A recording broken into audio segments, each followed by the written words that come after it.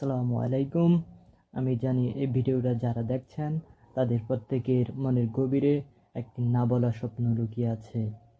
হয়তো সেই স্বপ্নটা আপনার জীবনের সবচেয়ে বড় চাওয়া, কিন্তু কেন যেন আমরা মাঝপথেই থমকে যাই। আজ আমি আমার সেই যাত্রার কথা বলবো, যেখানে স্বপ্ন ছিল ভাঙা আয়নার মতো টুকরো টুকরো হয়ে যাওয়ার পথে, কিন্তু আজ আমি সেই প্রতিটি টুকরো জোড়া লাগানোর গল্প শোনাতে এসেছি।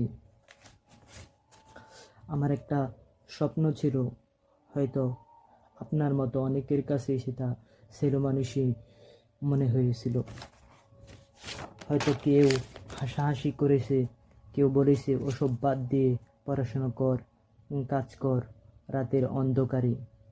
সবার অলক্ষ্যে আমি সেই স্বপ্নগুলোকে আঁকড়ে ধরে থাকতাম। মনে হতো এই পৃথিবীতে আমার স্বপ্ন দেখার অধিকার শুধু আমারই। সমাজের এই বাঁধা ধরা নিয়মগুলোর যেন বারবার আমার পায়ে শিকল পরাতে চাইতো।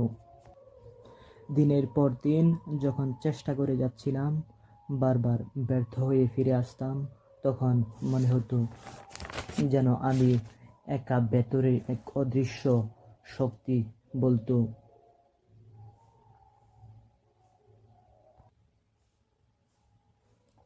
তো থাম, আর কত চেষ্টা করবি, পারবি না তুই। নিজেকে বিশ্বাস করানোটা তখন পাহাড় ঠেলার মতো কঠিন মনে হতো। ভয় পেত, যদি হেরে যায়, যদি সবার সামনে হাসির পাত্র হই। এই ভয়গুলোই যেন আমাকে সবচেয়ে বেশি কষ্ট দিত, স্বপ্নের চেয়েও বড় হয়ে দাঁড়াতো।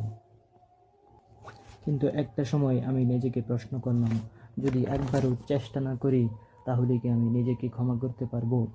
সেই মুহূর্তে আমার ভেতরে এক অদম্য শক্তি যেন জেগে উঠল। আমি প্রতিজ্ঞা করলাম, ফলাফল যাই হোক, আমি একবার সর্বোচ্চ চেষ্টা করব।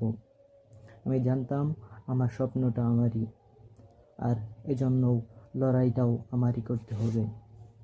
সেই দিনের পর থেকে রাতগুলো আমার কাছে নতুন করে বাঁচতে শেখার সময় ছিল। কত বিনিদ্র রজনী কাটিয়েছি, কতবার চোখ ভিজেছে, কতবার হতাশায় ডুবে গেছি, কিন্তু সকালে উঠে আবার নিজেকে প্রস্তুত করেছি। যখন কোনো কাজ হয়নি, তখন আবার নতুন করে শুরু করেছি।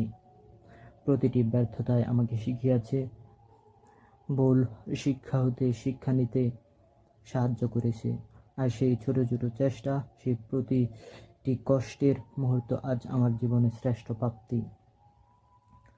আজ আমি যখন পেছনে ফিরে তাকাই, তখন বুঝতে পারি স্বপ্ন পূরণের পথ